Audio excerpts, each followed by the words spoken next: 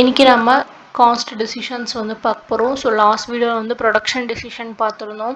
நான் இப்போ எவ்வளோ ப்ரொடக்ஷன் பண்ண போகிறனோ அதுக்கேற்ற மாதிரி என்னோட லேண்ட், லேபர், கேபிட்டல் அதெல்லாம் வந்து நான் டிசைட் பண்ணேன்னா எனக்கு வந்து ப்ராஃபிட்ன்றது அதிகமாக கிடைக்கும் அப்படின்ற மாதிரி அந்த லாஸ்ட் வீடியோவில் பார்த்துருந்தோம். ஸோ காஸ்ட் டெசிஷனும் அதே மாதிரி தான். நான் இப்போ ஒரு 100 ரூபாய் போடுறேன், 100 ரூபாய்க்கு எனக்கு வந்து ஒரு 100 ப்ராடக்ட் நான் எடுக்கணும்னு சொல்லி டிசைட் பண்ணிட்டேன்னா என்னோட எக்ஸ்பெண்டிச்சர் 100 ரூபாய் தான் இருக்கணும். என்னோட அவுட்புட் பார்த்திங்கன்னா 100 ப்ராடக்ட் இருக்கணும். ஸோ இந்த காஸ்ட் டெசிஷன் நம்ம முடிவு பண்ணுறதுமே வந்து லைக் வந்து ப்ரொடக்ஷன் டெசிஷன் மாதிரி தான். நம்ம கேபிட்டல் வந்து எவ்வளோ முடிவு பண்ணுறோமோ அதான் காஸ்ட் டெசிஷன்னு சொல்லலாம். ஸோ அதுக்கேற்ற மாதிரி தான் நம்ம லேண்டு, லேபர் அதெல்லாம் வந்து ஃபிக்ஸ் பண்ண போகிறோம். ஸோ ஆஸ் யூஷுவல் லேண்டுன்றது வந்து ஒரு ஃபிக்ஸட். ஸோ அந்த லேண்டுக்கு நம்ம ரெண்ட் கொடுத்து தான் ஆகணும். லேபருன்றது வந்து நம்ம வந்து சேஞ்ச் பண்ணிக்கலாம். ஸோ ஒர்க்கர்ஸ் வந்து அந்த டைமில் வந்து அந்த சீசனுக்கு ஏற்ற மாதிரியான ஒர்க்கர்ஸ் வந்து யாராவது கிடைக்கிறாங்களோ ஸோ அவங்கள ஹையர் பண்ணிப்போம். ஸோ அது வந்து வேரியபிளில் வரும். அண்ட் வந்து ப்ரொடக்ஷன் பண்ணுறதுனா இப்போ ரா மெட்டீரியல்ஸ் நம்மளுக்கு தேவை. ஸோ ரா மெட்டீரியல்ஸும் வந்து வேரியபிள் காஸ்ட்டில் வரும். ஸோ டெஃபினிஷன் பார்த்தீங்கன்னா காஸ்ட்ன்றது வந்து ஒரு டோட்டல் எக்ஸ்பெண்டிச்சர் வந்து ஒரு ஃபார்மில் வந்து முடிவு பண்ணுவாங்க. ஸோ அதுக்கேற்ற மாதிரி ப்ரொடக்ஷன் பார்த்திங்கன்னா அந்த அளவுக்கு அவங்களுக்கான அவுட்புட்ஸ் வரணும். ஸோ அதுதான் வந்து டெஃபினிஷனாக கொடுத்துருக்கோம். ஸோ ரொம்ப சிம்பிளான டெஃபினிஷன் தான். ஸோ இதில் டைப்ஸ் ஆஃப் காஸ்ட் பார்த்திங்கன்னா ஃபிக்ஸட் காஸ்ட் எஃப்சின்னு சொல்லுவாங்க. ஸோ ஃபிக்ஸட்னா வந்து நோ சேஞ்சஸ். ஸோ ஒரு லேண்ட் எடுக்கிறோன்னா அதுக்கான ரெண்ட்டு நம்ம கொடுத்து தான் ஆகணும். அது மாதிரி ஒரு சில பெர்மனன்ட் எம்ப்ளாயீஸ் நம்ம வச்சுருப்போம், நல்லா வேலை தெரிஞ்சவங்கள. ஸோ அவங்களுக்குலாம் வந்து நம்ம கண்டிப்பாக சேலரி கொடுத்து தான் ஆகணும், நம்மளோட அவுட்புட் கம்மியானாலும் அதிகமானாலும்.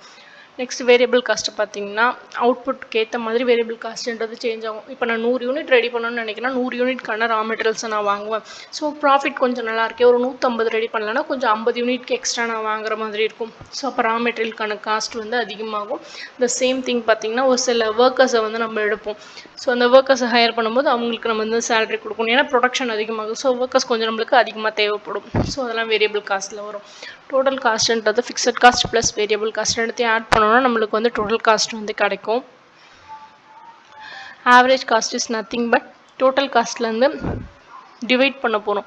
நம்மளுக்கு எவ்வளோ அவுட்புட் வந்துச்சு அப்படின்றத வந்து நம்ம டிவைட் பண்ணோம். நம்மளோட ஆவரேஜான காஸ்ட் நம்மளுக்கு வந்து தெரிஞ்சிடும்.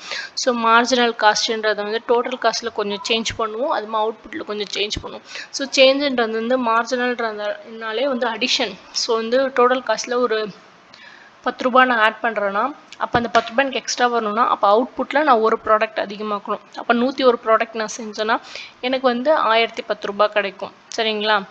ஸோ அதை மாதிரி தான் வந்து யோசித்து மார்ஜின் காஸ்ட் வந்து நம்ம அதிகப்படுத்த நம்மளுக்கு மார்ஜினல் ரெவன்யூவும் அதிகமாகணும். ஸோ அதுவே வந்து மார்ஜினல் காஸ்ட் நம்ம அதிகமாக்க மார்ஜினல் ரெவன்யூ நம்மளுக்கு கம்மியாகுதுன்னும் போது ப்ரொடக்ஷன் நம்ம வந்து ஸ்டாப் பண்ணிக்கணும். ஸோ அதுக்கு மேலே அதிகமாக்கக்கூடாது. ஸோ கம்மியாக்கிட்டே வரணும். நம்மளுக்கு ரெவன்யூ அதிகமாக ஜென்ரேட் ஆகணும். ஸோ அப்போ தான் வந்து நம்மளுக்கு வந்து நம்ம அதிகப்படுத்துறது